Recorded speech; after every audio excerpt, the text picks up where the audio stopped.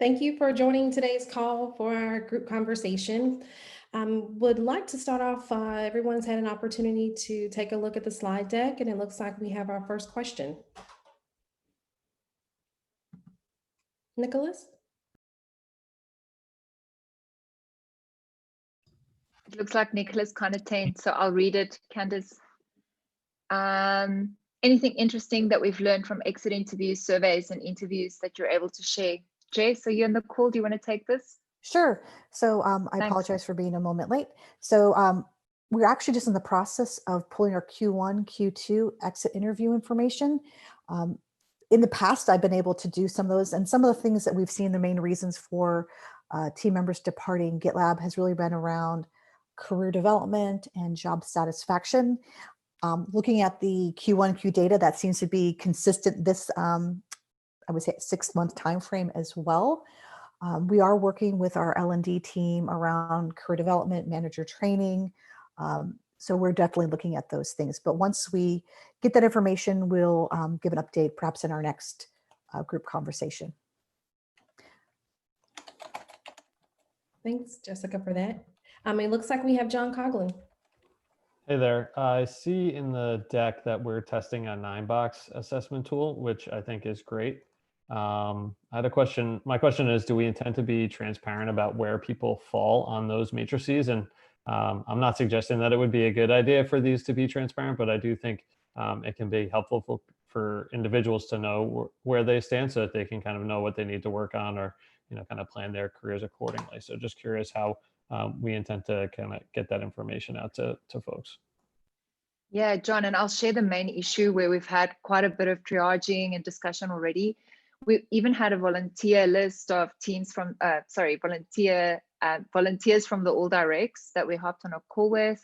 And the call was all about getting really good opinions and feedback on whether we should share transparently where someone falls in a box. But most of the team members there felt quite strongly that the conversation that happens after that assessment is a lot more valuable and important than where someone lands in a box. We're also writing very clear guidelines and policy information around our 9-box assessment. That's on me. I need to get that live really soon. A few teams have gone through 9-box assessments already that they wanted to test in their own specific divisions or departments, and they did not use the tool for that. We're very keen to test this tool in Q3. So if anyone wants to test it, please speak up in those issues so we can test it. There's a few more iterations we want to make, or Lean wants to make before we go live and test it. But we want feedback early. We want to make changes and iterations as early as possible. But yeah, we have not made a final decision whether it's going to be transparently shared. And hopefully, feel free to comment, but hopefully we will make a decision, and that will be part of the policy documentation and the handbook update. Thanks. Great. Leanne has some additional comments, but Nada, you might have already covered most of what Leanne had written here. I'm not sure if Leanne wanted to add to that. Yeah, I just wanted to share this specific issue on the assessment tool project that is about the team member confirming that they've had a career development discussion when this has happened. But as you can see, it's still open. It hasn't been implemented yet. But I think that's something you can keep an eye on, or even comment on if you have any ideas about this. That would be very welcome. Thanks for that. Tim, did you want to add additional comments to the same? No, whether it has to do with transparency, I think ultimately if we can live that value and talk to people about the 9-box is not a final destination. It may just be a current assessment of where you are. So from where I've seen it, it's kind of it's not necessarily skill and will, it's just the criteria. And I think those are going to vary pretty wildly based on role in a good way. But as long as I've used it and I've leveraged it for my own development, and it was useful to be able to say I'm a 5, but I know what I need to do to get to a 6. And the next time I have that meaningful conversation about my development, I can say, all right, now I'm a 6. Now how do I get to be a 7? And I think that's how you deliver the transparency. If people feel that they're relegated to a spot number 3 or a spot number 8, and then there's not a lot of headroom in that conversation for development. So I think for me, it was always, you're here, but you know, we have big plans for you to get up to, you know, this different spot as long as you want to collaborate on it together. Thanks for sharing, Tim. I'd love it if you could comment on the issue. I'll link it now. Thanks.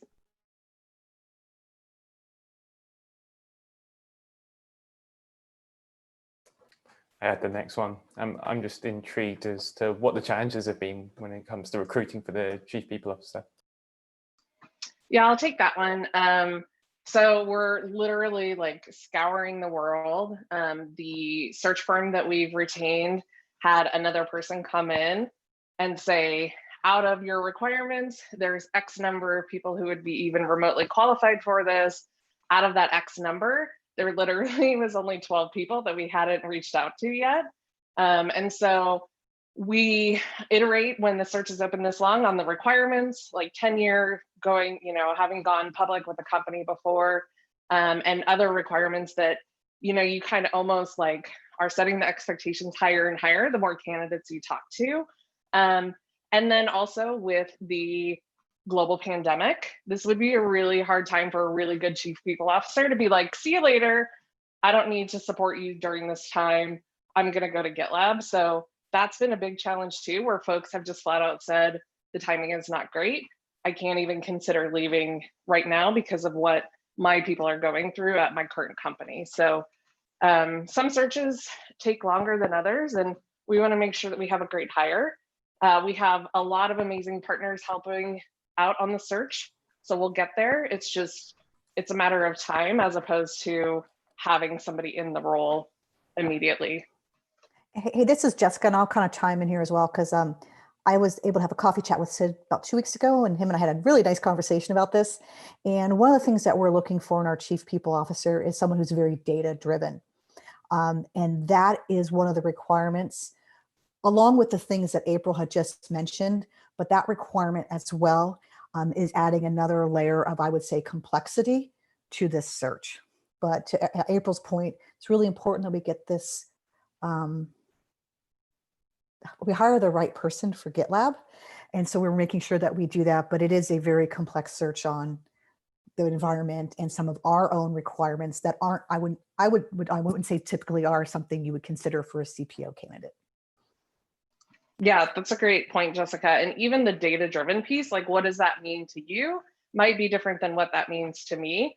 And so making sure that the search team is completely lockstep with what that means and how that translates to everyday life is important, and something that we've definitely iterated on.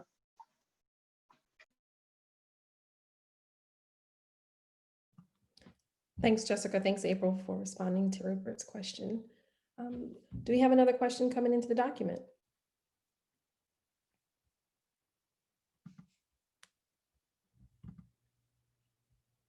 Looks like John is about to type something in. It's just his cursor sitting there.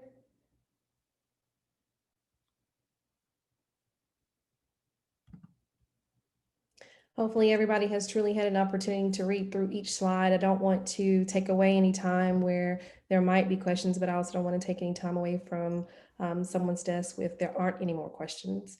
No, Candace, and I'll put it in the agenda. I'll find the link, but just so our team members know, we've made some update to our COVID policies to really try to help and support team members and managers. So I want to make sure, and I'll put the link in here. I apologize, I just thought of right as we were speaking, just so you all can take a look at that. If you're a manager, making sure you're having conversations with your team members and even your manager, and how we continue to still navigate the environment we're in, as well as, you know, run the GitLab business. So I'll put that link here in a moment. Thanks for that. Thanks for that. We have another question, and I don't want to mispronounce your name. Can you pronounce your name? Yes, my name is Gosia, and I want to ask about how do you want to keep people excited about working for GitLab when we have visiting grant postponed and dinner bonus removed, and GitLab Contribute postponed indefinitely because of the pandemic. How do you see this challenge, and what do you want to how do you want to react? Do we have someone from our team that would like to respond to Gosha's question? I'm happy to target from the total reward side on sort of the benefits angle. So I think one of the things is that, we have our total rewards package, but we're hopeful that, all of the other benefits that we have to help facilitate during this time, like modern health as a benefit to help with, just mental health in general, and coaching and development sessions that are available to you, as well as some of the other benefits we've put in place regarding our COVID leave policy, to help reinforce that we understand it's a very difficult time right now, and there's a lot of things personally, professionally that might be different than they were pre-COVID, but that we're doing our best to react. And if you have any suggestions or input, we'd love to have those issues be open and we can review them to make sure that the entire total rewards package feels complete. And to your point about what's the biggest challenge to keep people excited about working for GitLab, I'm just not as sure it's just GitLab. I think it's just trying to keep people excited about working and how do they balance work and family commitments. As Brittany mentioned, we definitely have, and Nadia put it here, the COVID-19, some updates there. We have modern health. I think the thing here is just really communication and collaboration. Let's make sure we're talking about how we're supporting you, how we're supporting the GitLab business, but just, I think general acknowledgement that this is a challenging time for most people, and that we're all in it together. We say family and friends first, we really are. So let's just, if you see a team member particularly struggling, reach out and say hi, check in on each other, because this too will pass at some point. We just have to keep moving forward. Great points, Jessica. Great points. John, are you typing a question? Yeah, I'll ask a question. Have we seen any uptick in participation since we moved to social calls from, I think like before we were doing these like specific topic oriented calls? Has there been more, people attending the social calls? I'm sure we have the data on it, but I was on it this morning and there were 3 other people. I would be happy to pull a report to see what exactly our numbers are, and I'll create an issue and open that up. But curious about that myself. So yeah, I think I've expressed this, in a few different issues, but one thing I really miss is the company call where we would have folks get together and share updates and kind of, like talk about what was going on with their teams or, promotions or bonuses or whatever. I think that the kind of decision to go from meeting every 4 days a week to never, I thought was too severe of a cut. And I would love to see us consider getting back to doing that company call like once or twice a week, maybe with a different format. Because, to Gosha's point, keeping people excited about working here, I do think having those moments where, we can pull together as much of the company as we can, and we can have this kind of synchronous moment where we're all getting information at the same time and can kind of celebrate wins and other things. I really miss that. I'll just also add to that, John. Thank you. That's really great feedback.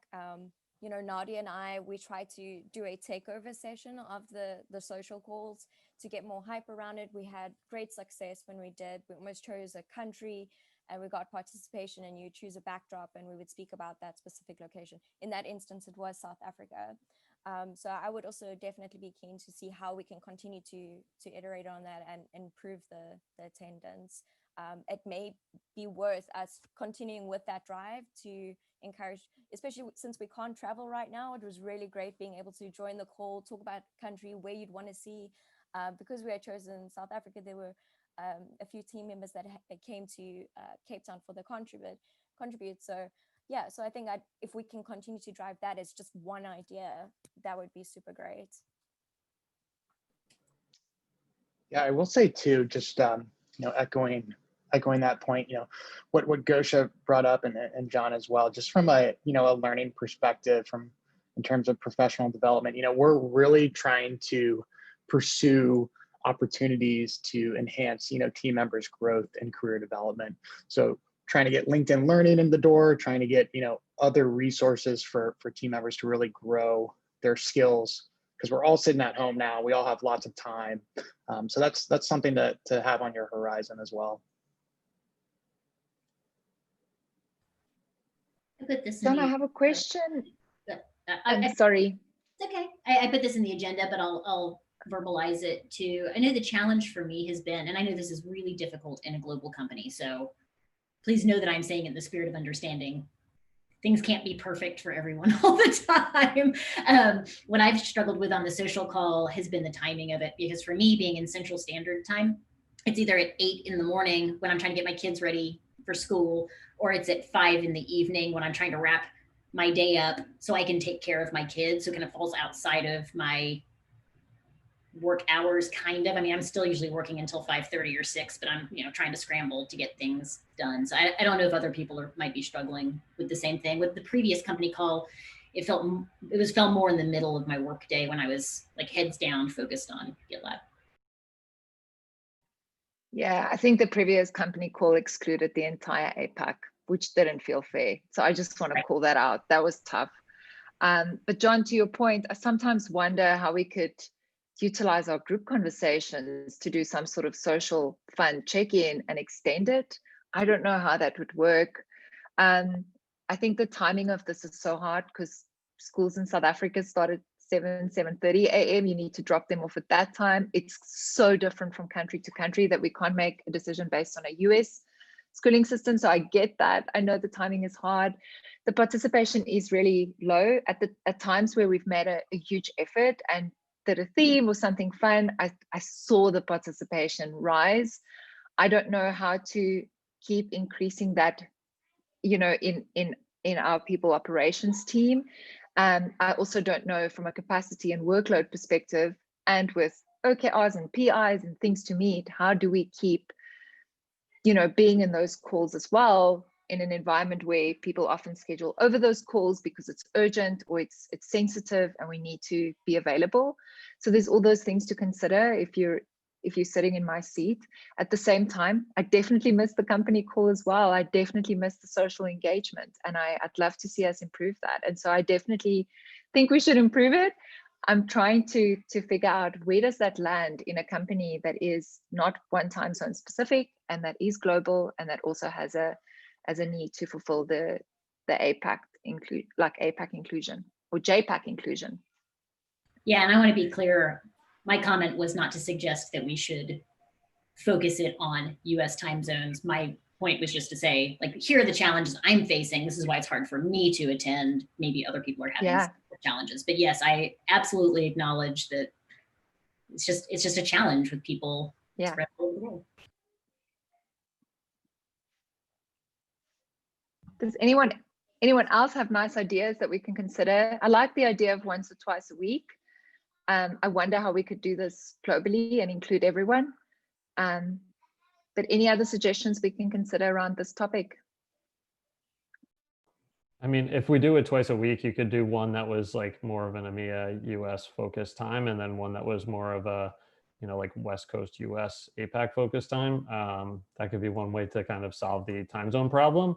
And then I think, some of the content that would be good would be kind of, just celebrating wins and having that like synchronous moment where people can kind of feel like inspired and connected, and then also just getting important information out there. I think company FYI and what's happening at GitLab do a pretty good job of that, but for bigger kind of topics that where people may want to have a little bit of discussion around it, the synchronous nature of the company call can be a good forum for that.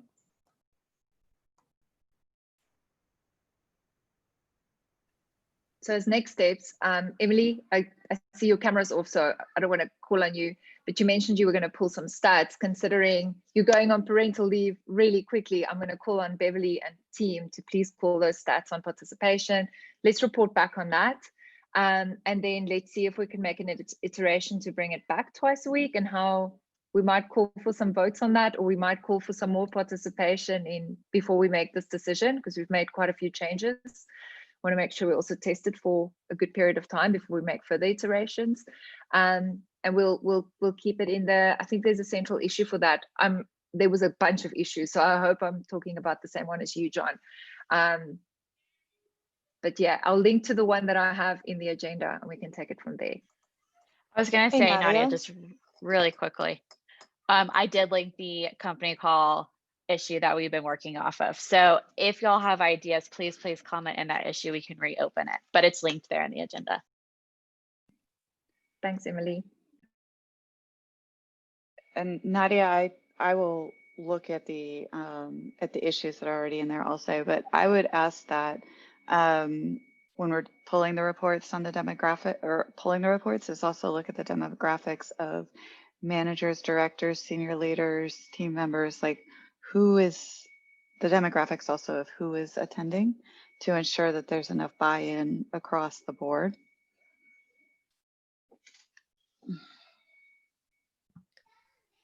Sounds good. Thanks, Emily.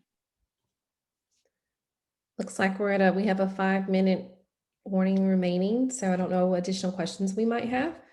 I love the conversation of iterating and bringing back the calls that we previously had to feel connected again. Any additional questions? Going once, going twice. It doesn't look like we have any more. So thank you all for taking the time to attend the group conversation today.